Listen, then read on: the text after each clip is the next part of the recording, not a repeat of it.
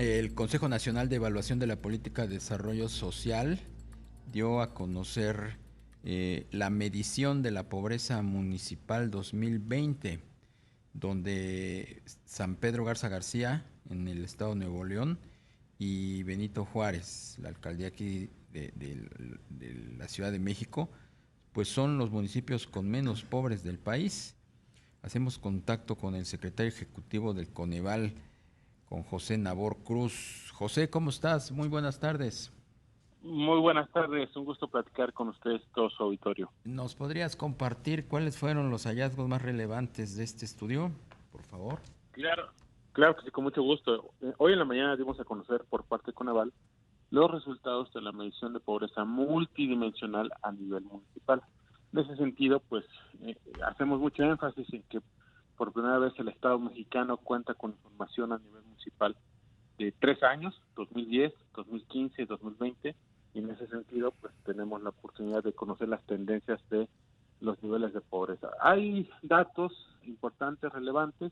Los primeros de ellos, si nos concentramos en el periodo de 2015 a 2020, pues ciertamente tenemos que 339 municipios tuvieron incrementos por arriba de los 5 puntos porcentuales en cuanto al porcentaje de población en situación de pobreza. Entre los que destacan es Tulum en Quintana Roo, Atil en Sonora, Santa María Coyotepec en Oaxaca, Mazatecochico de José María Morelos en Tlaxcala y Huixculucan en el Estado de México. Todos estos municipios que les acabo de comentar tuvieron incrementos mayores a los 20 puntos porcentuales entre 2015 y 2020.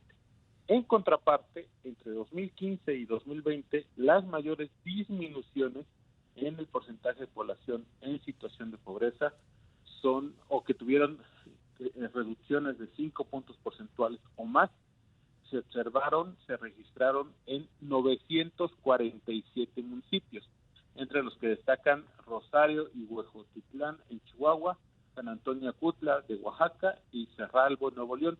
Todos estos con disminuciones en sus niveles de pobreza de 37 puntos porcentuales de 2015 y 2020. Y el siguiente dato que claramente hay que contextualizarlo en torno a Oaxaca, que tiene el mayor número de municipios de todas las entidades del país, pero Oaxaca, 258 municipios pertenecientes al estado de Oaxaca disminuyeron sus niveles de pobreza en al menos 5 puntos porcentuales o más de 2015 a 2020. Obviamente hay algunos grupos que siguen con su vulnerabilidad, como son que 9 de cada 10 municipios indígenas, más del 60% de la población se encontraba en situación de pobreza. Y si vemos también en números absolutos, pues encontramos un conjunto distinto de municipios y sobre todo si cuantificamos aquellos que tienen un mayor número de personas en situación de pobreza, el municipio con mayor número de personas en dicha condición fue León, Guanajuato, con un poco más de 816,000 personas en situación de pobreza. De hecho, hay que decirlo, León ya había estado en el ranking de los 10 municipios con más pobres en 2010 y 2015, en ambos años en cuarto lugar, ahora está en primer lugar, y después Ecatepec de Morelos, del Estado de México, y en tercer lugar la alcaldía de Iztapalapa. Y consecuentemente, parte de la primer análisis que estamos dando a conocer el día de hoy es que justamente se ha concentrado los niveles de pobreza, al menos la mitad de toda la población del país en situación de pobreza, pues se ubica en 177 municipios del país.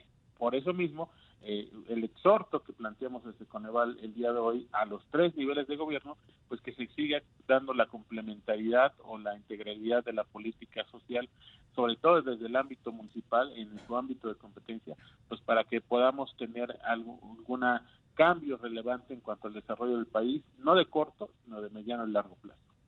Claro, José, buenas tardes, te saluda Rogelio Varela.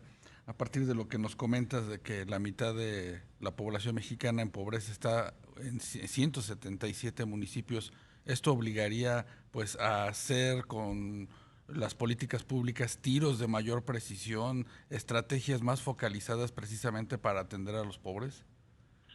Así es, te saludo con gusto, sobre todo porque consideramos que la última actualización de estas cifras eran del 2015. Entonces, ahora mismo que podamos contar con información muy reciente, que es la que ha publicado el Consejo, el Coneval, es justamente para priorizar y focalizar las estrategias de política social. Y otro punto que damos mucho énfasis desde el Coneval es que tenemos una coyuntura política administrativa inédita al día de hoy.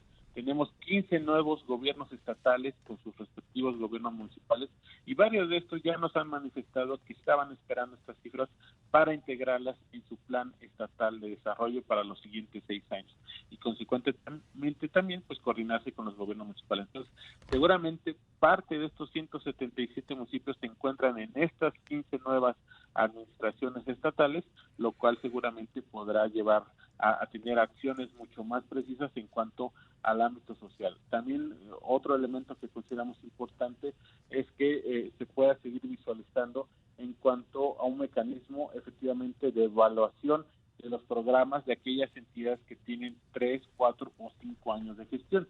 Sabemos que de esas 16 gobiernos estatales, algunos ya concluyen, 6 de estas sus administraciones el siguiente año, pero me parece que aún en ese contexto pueden tomar esta información para hacer algunos últimos ajustes en cuanto a su política pública, sobre todo para que puedan tener un buen cierre de administración.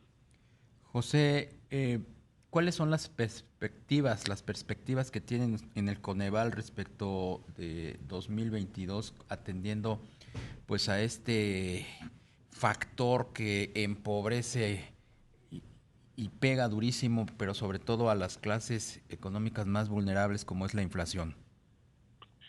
Así es, Darío, y sobre todo con otro indicador que damos a conocer, que es el de pobreza laboral, de manera trimestral. Justo en el último dato, entre el segundo y tercer trimestre de este mismo año, hay un ligero incremento, pasamos de un 39.9% de la población en situación de pobreza laboral a un 40.7%. Es decir, aun cuando tuvimos un mes de mayor expansión de empleo y de inclusive de ingresos laborales, desafortunadamente el incremento de los precios de varios elementos de la canasta alimentaria, jitomate, cebolla, chuleta y costilla de cerdo, así como la tortilla de maíz, en algunas de las entidades del país tuvieron desafortunadamente incrementos, también el tomate verde por arriba del 20-25%, y eso hizo que aún con estos incrementos de ingreso y la recuperación de empleo fueran insuficientes para cubrir el incremento de los precios. Lo que podríamos esperar el siguiente año es, por un lado, que en las siguientes semanas Banxico tome algunas decisiones de política monetaria, aunque también entendemos que es parte de un fenómeno internacional, estos presiones inflacionarias de varios países, incluidos el nuestro, pero ciertamente que Banxico pueda ejercer algún tipo de política monetaria muy puntual para lograr, ojalá, pronto a niveles menores del 6 o del 5% de inflación anualizada, pues permitirá volver a retornar a fortalecer el poder adquisitivo, sobre todo ya con el anunciado incremento del salario mínimo a partir de 3 semanas en enero del 2021.